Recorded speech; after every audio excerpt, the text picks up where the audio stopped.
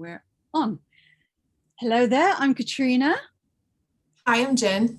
And today we're going to be talking about sadhana, the devotion to you and your inner being. So our focus is going to be about journaling. So journaling. We know what journaling is. It's all about diarizing thoughts, ideas, anything that is affecting your mind. And what you're thinking about, it's best to get it out on paper compared to having it in your brain. So, so Jen, tell me, do you do any journaling? Not consistently, but I have. You have. And I always found it hard for me to like write my feelings, as far as journaling, because I'm like, it's just so, it doesn't suit me. But my version of journaling, which I learned this when I was in school for nutrition, was more so food and mood journaling. Yes. And that worked really well for me.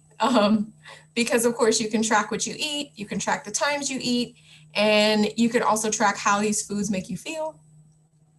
And then of course your energy levels throughout the day. Yeah. So more of a kind of like a informative, isn't it? It tells you how things are the day before and what tallies up with you eating this, how has that made you feel, that sort of thing, right? Yeah. Yes. Yeah. And that was always the most effective kind of journaling for me. And you can always tell the more emotional days, because then I would eat more junk food and then I would feel bad, and then I'd climb back up again. Yeah. So you just kind of, for me, I just had to kind of play with different types of journaling to figure out what worked best and what was the most effective for me. So, but we'll talk about a lot of that today. You can kind of find your own version of journaling that helps. It doesn't have to be the cheesy Dear Diary. Right. Paragraphs upon paragraphs. You can if you want to. If you're good at sketching or you can draw, then draw. Nothing wrong with that. You draw yourself cartoons, or some people are very creative and they code it in music or something like that. Sure. Yeah. And just kind of use coding a way for covering up what they're really feeling. So it's all down to you how you want to do it. It's your own. That's why it's a sadhana. It's your very personal journey. Yeah. So what is the purpose of journaling? Well, I've got a few things written down on the PowerPoint here. So it gets your thoughts down. So what we're thinking, and we often get our brain cluttered because all our thoughts are in our mind. And if we don't get them written down, then that's going to affect what's in our brain. And it's going to give us more jam-packed, more stuff, and then we get stressed, right? So it's important to get your thoughts down. It also gives you perspective and context. So you get to see things in the way they should be, rather than worrying about one situation and then on top of that you worry about something else. And if you write it down, you get to see one worry at a time, and then you can analyze it and think about, what do I need to worry about first, or prioritize your concerns. Yeah.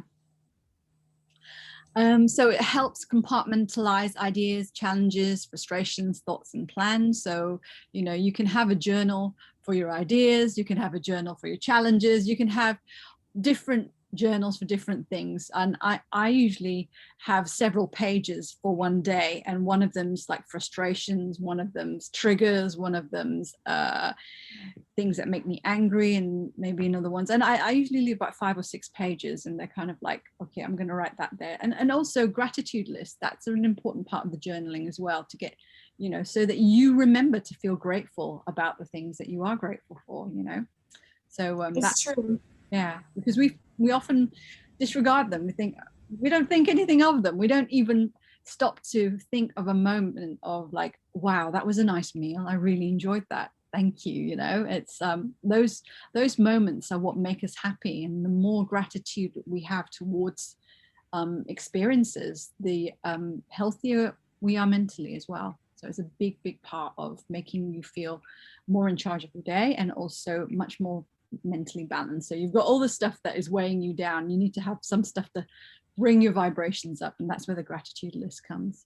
I don't think It's a balance. And how nice to actually like go back and read in your journal a lovely experience versus the hardest times that you were having, and reading those and being like, oh, I don't want to relive this again. But going back and exploring the good things, and then you're like, I want to do that again. That made me feel really happy. Yeah. It's like a nice reminder. It is a nice reminder. And I remember the time that I was in a lot of pain and had the skin issues, as you know, in India. And I did a bit of journaling, and I just thought every day I need to think about something that's positive from this. What am I gaining from it? And my focus was, as much as pain I was in, I was really focusing on what am I gaining from this, because that's what kept me going every single day. I was like, I'm going to get through this. This is going to be behind me. This is going to be okay. And I'm going to get well, and I'm going to get on a flight. One day I'm going to leave, it's just like, it was getting to that point where, yes, your negative side is like saying, I'm never going to leave this area, am I?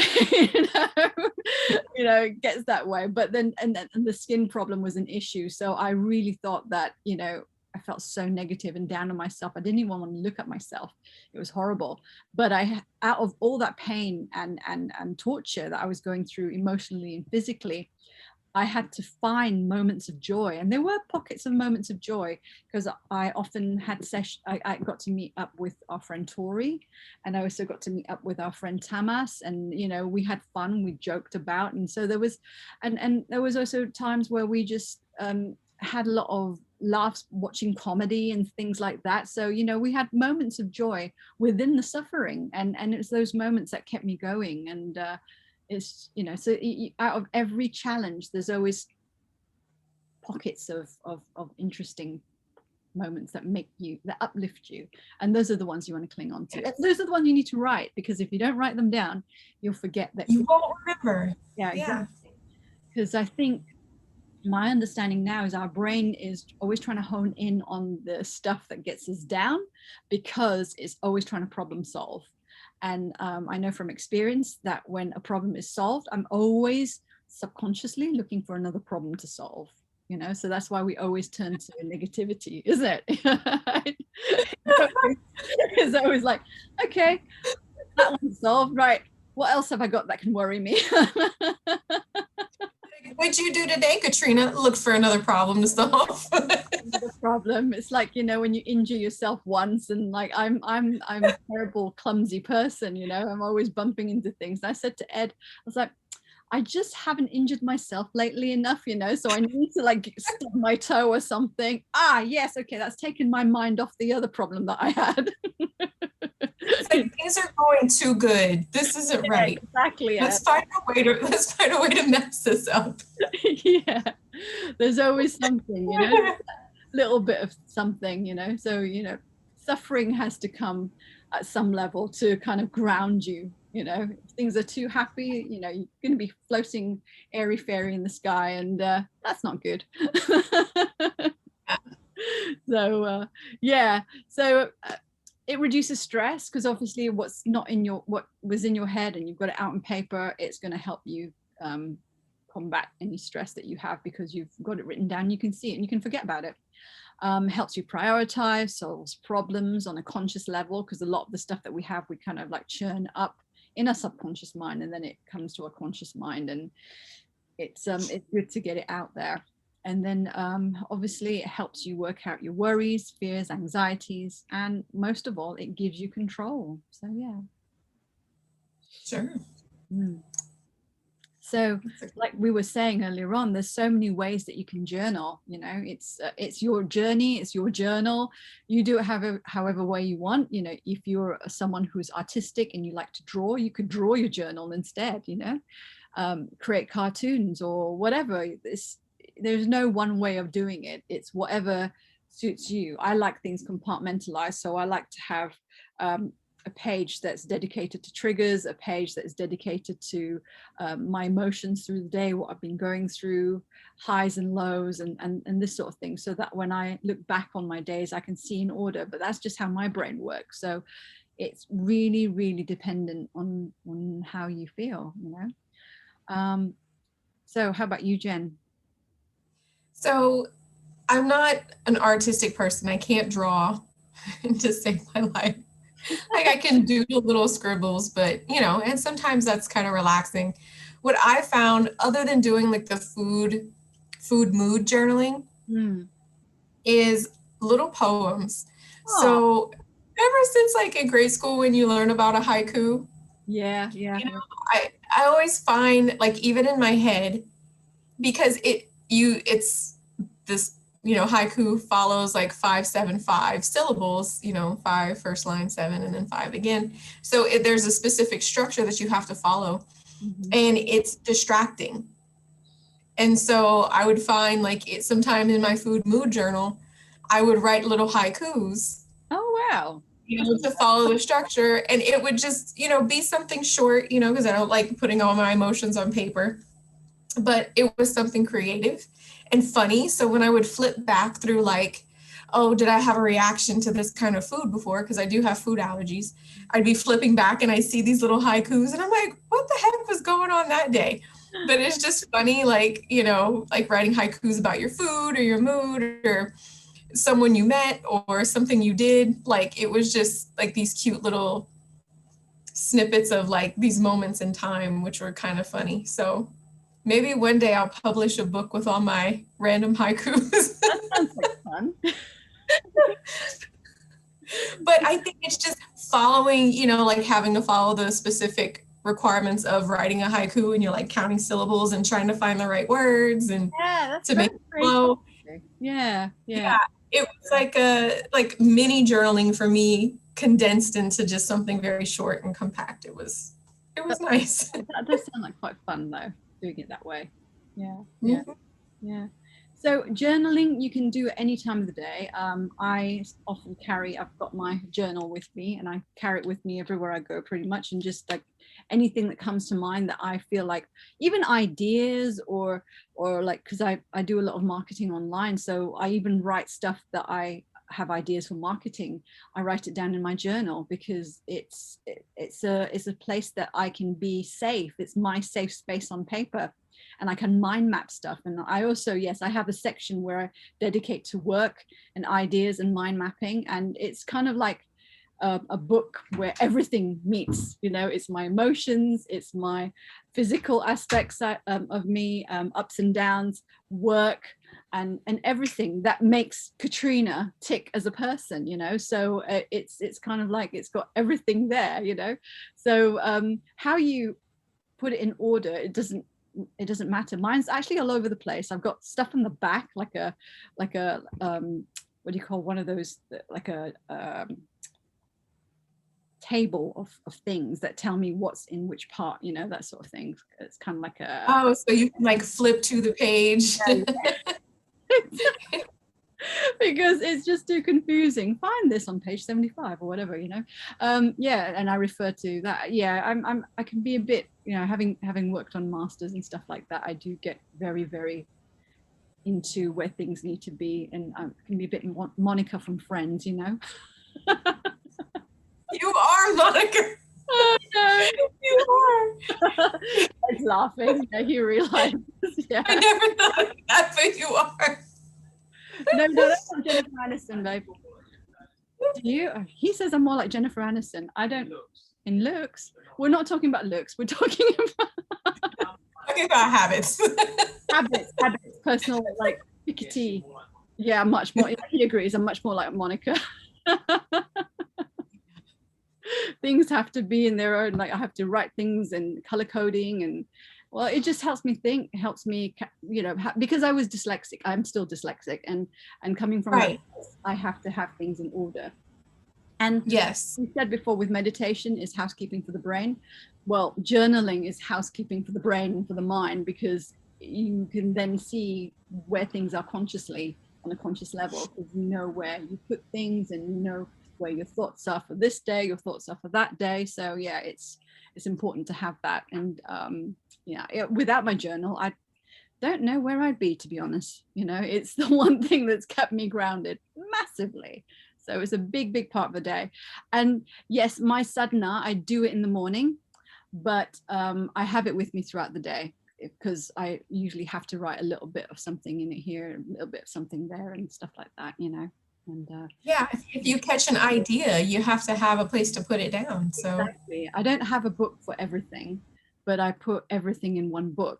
but I make sure I color code it or somehow highlight it and have appendix or something like that so that I know where that is. And yeah, that's My friend Becky, I laughed so hard the first time I saw this because she would schedule yoga time with me. So she'd come like on Wednesday afternoons after she'd get off of work and do yoga. And it was like a private session with her. And she's like, okay, I got to schedule out my yoga sessions for the next month. I'm like, well, Becky, we do it every Wednesday afternoon. Like, do you really need to write it down? Out of her bag, she pulls this giant with like a strap, opens it, and it was a planner. Oh, wow. And everything she does, eats, moves, activity, water intake, feelings, like appointments, everything is in this planner. Wow. And within each date, and you can find planners like this where they'll have the date, it'll have like the week mapped out on there. And then there's like a space for a paragraph pretty much. Yes. In that area. And at the end of the day, she would go in there and write her daily notes. Oh, okay. Or throughout the day. Yeah. So everything was combined, like you said, like if she had certain appointments that day, or if she was sick, or if she was taking a medication, or if she didn't do yoga that day, and had to miss for some reason, whatever it was all in this planner. And this planner was massive. Like it needed its own bag with wheels. Like a personal manual, doesn't it? It was. But it's like you were saying that it's like her guide to existence every day. It was with her all the time. Yeah. Like it was even in the backseat of her car when we'd go places. Like it was always there. And I think it was like it's like a comfort thing for her. It's a consistency thing. It's like reliability where she's accountable to herself too. So yeah, like you can take journaling to the very basic, like just writing a haiku every now and then, or you can take it to the extreme like Becky. I'm not as intense as Becky, I must admit. Probably not. There are some days that I probably don't even journal, to be honest, because it's fine and I don't feel the need, and that's okay. But usually when that does happen, it's like I tend to make up for it the following day. I write a little bit more. So lately, due to a lot of deaths that have been going on, I've had to journal a bit more because I've had to do a bit more processing with all the pandemic, and we've lost people in family and stuff like that. So it's it's about processing your emotions, and meditation brings things up, but with journaling, it actually helps you make sense of how you're feeling about that. And you can be your own counselor, with a journal. You don't need to be accountable to anyone else, and you can just express your feelings in a very safe space, and you'd be surprised how much healing you actually are able to get through with just pen and paper. That's all you need. And sure. And you mentioned mind mapping earlier. Yes. And I was thinking about this because I had done this before, I didn't consider it journaling, but when you're dealing with something, could be anything. It could be something good or positive, something you have gratitude for, or it could be something negative, or just, you're feeling sad or sorrow, is doing mind mapping. Because a lot of times, if you're feeling depressed about something, but yet anger comes up, you're like, where is this anger from and how is it related? The mind mapping technique can actually help you relate the different feelings, symptoms, emotions to like maybe one root cause that you didn't even realize that was the cause of things. Dig deep.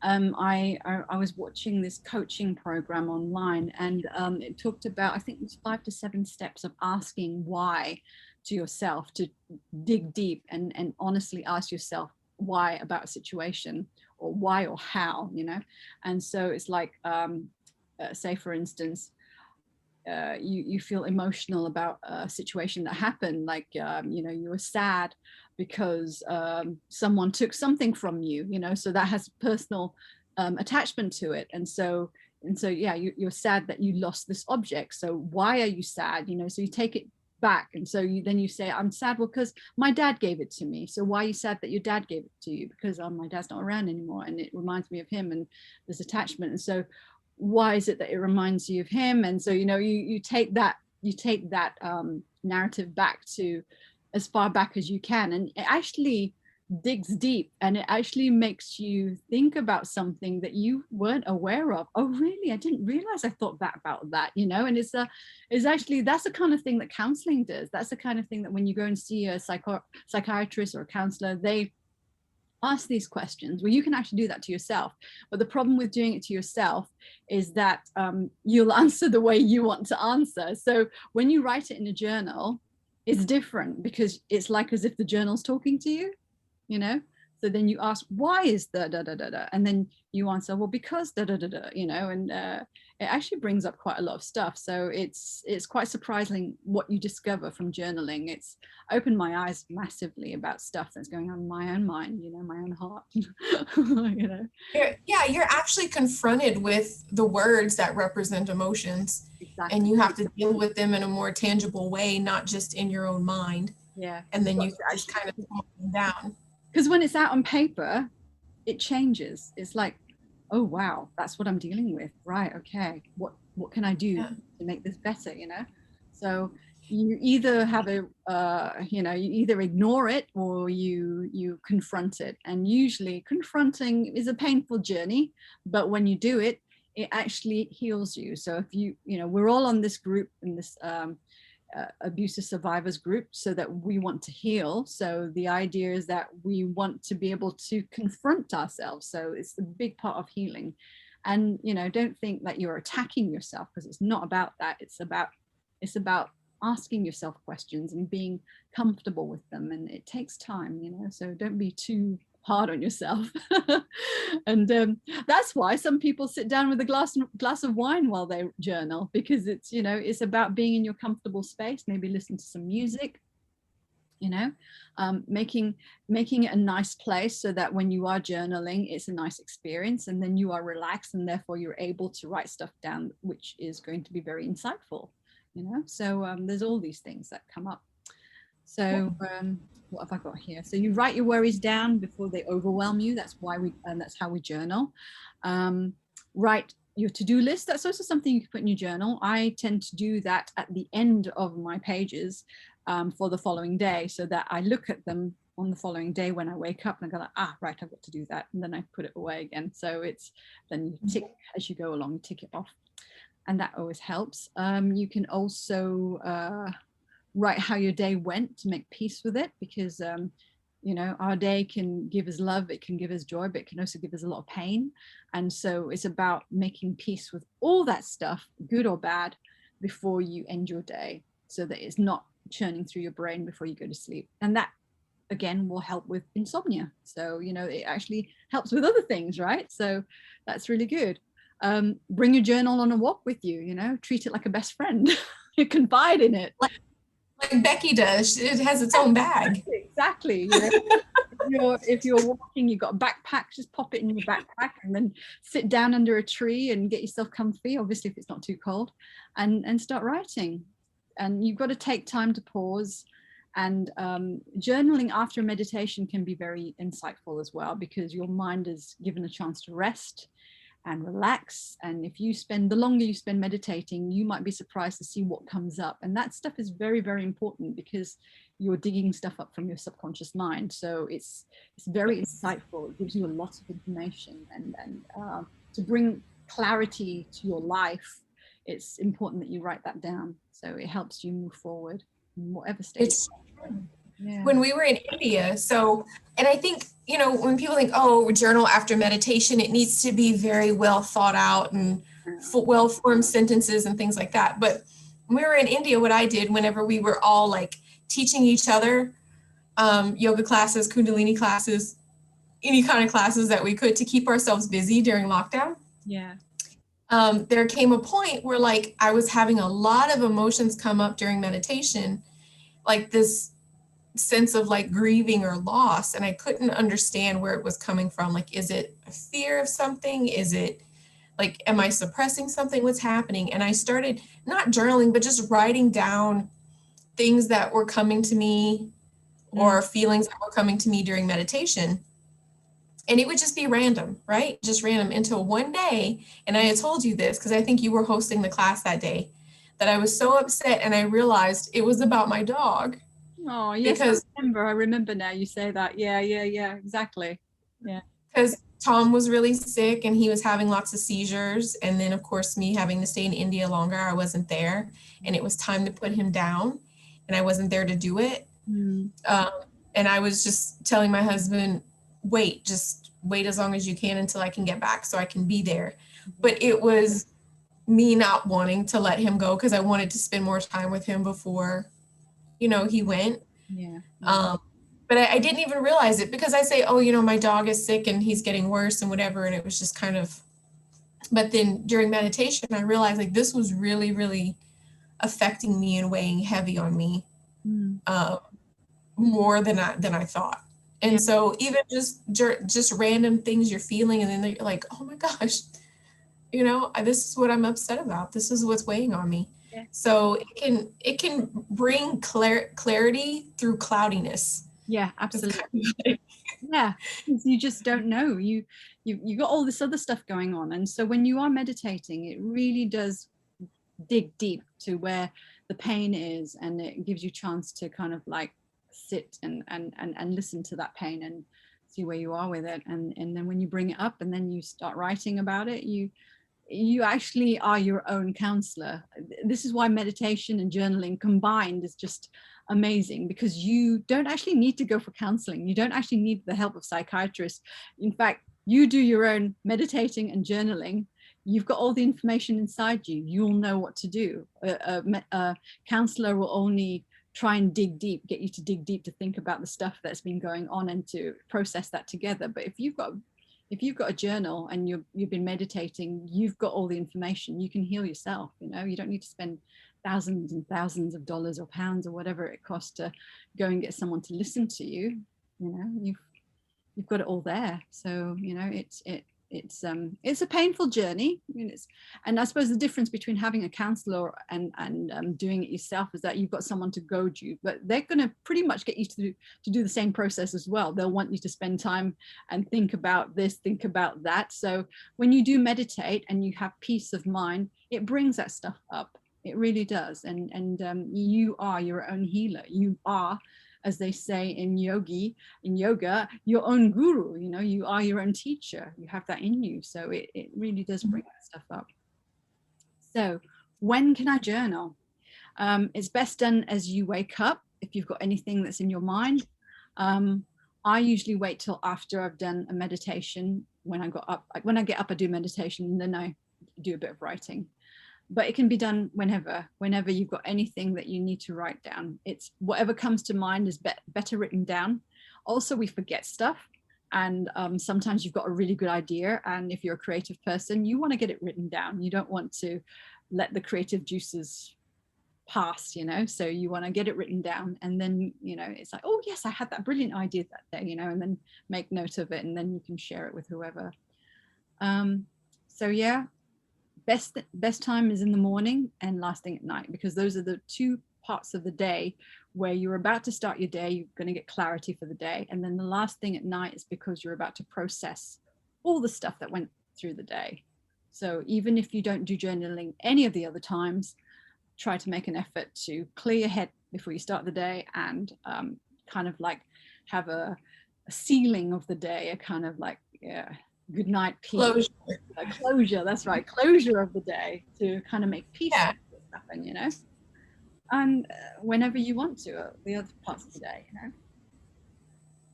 Yes. So whenever you feel inspired. Anytime, it's really up to you, and how you do it is up to you. Whether you want to paint a picture, that could be your journal as well. It's a very personal journey. However, if you're a mathematician and you see things in numbers and that's what you want to do, then that's fine too. Maybe you get delight in that. I don't know. And some people like to write it in music, and that can be another way as well. So, it's a very personal journey. So make journaling part of your sadhana. And why is that important? It's about your devotion to yourself. It shows that you're committed to your relationship to you. Now, the most important relationship we can have with anyone is one that we have with ourselves. We don't have that, we can't extend love out. So we need to find that strength, that love within, in order to extend it out to others. It gives your mind clarity. It puts problems in perspective so you don't get overwhelmed. And like meditation, journaling is housekeeping for the brain. So it gives you perspective, it helps you make better choices, gives you control, and most importantly, helps you set boundaries. So the problem that we have with being victim of abuse is that we don't set ourselves enough boundaries. So when you do journal, you understand your mind much more, and you understand what you're willing to take on and what you're not willing to take on. So when you have relationships with other people, you can say, right, I love you, but I'm not prepared to whatever. And if they don't respect that, then you don't want to be having a relationship with them, right? So it's about being able to understand your mind, and then therefore you'll be able to set your own boundaries. And then with that, you can then move forward into the world with a sense of trust as well, because you know you're not going to accept someone into your heart, into your life, who's not going to respect you. So it's true. And in those types of relationships, it can be hard because you may have these boundaries set. You say, these are the things I'm not going to tolerate beyond this point. But sometimes, especially in certain relationships, that other person will just take it just a little bit over, just to test. Yeah. And you say, oh, well, it was okay, I'll let that slide. Then the next time it's a little bit more. It's a little bit more. Yeah. And then before you know it, it's way beyond your comfort zone or the boundaries that you set for yourself. Journaling allows you to track this. Yeah. You know, so when you say, I swore I would never allow this to happen, or someone to treat me this way. And then when they do over time and you're tolerating it, you can go back and see, when did I let this slip? Yeah. When did I begin to allow this? Yeah. And then it continued and evolved into something bigger. And now I'm just, overwhelmed and having a hard time dealing with it. Exactly. So it's a learning process about yourself too, like a how-to guide for yourself. Yeah, it is. It's a how-to guide. I've got like my how-to guide for Katrina, and Jen's got one for herself. So it's about how, and you make your own rules up about this, it's not something other people can tell you what to do, it's what you feel comfortable yourself. Some people are comfortable with a lot of other things and other people aren't. So it's about where you set yourselves in that, you've got your own moral compass, what you're willing to take on, what you're not willing to take on. There's no judgment here about what is good or what is bad, so long as it's not hurting other people. That's where I go with it. But yeah, it's about understanding yourself, and I suppose the main reason for me is why I journal is that it gives me an insight to my own development as a person, and an insight into my own self, so I understand me more, and it's like it is a relationship. It really is a relationship, and the more you devote time to having a relationship with yourself this way every day, the more you actually grow to love yourself. It really does open that up, and it's quite an amazing experience. So yeah. There's no hurt in loving yourself more, or appreciating what you do for yourself. Yeah. So that is it today for our sadhana, and next week I haven't actually thought about what we're going to talk about next week. I'm sure something will come to mind. Can you think of anything? Surprise. Will be a surprise. It'll be a surprise what comes to mind next week. Maybe we'll talk about yoga or exercise or something like that. Okay, so that's it for today, and we will see you next week, and we'll look forward to that one then. All right, take care and see you soon. Bye.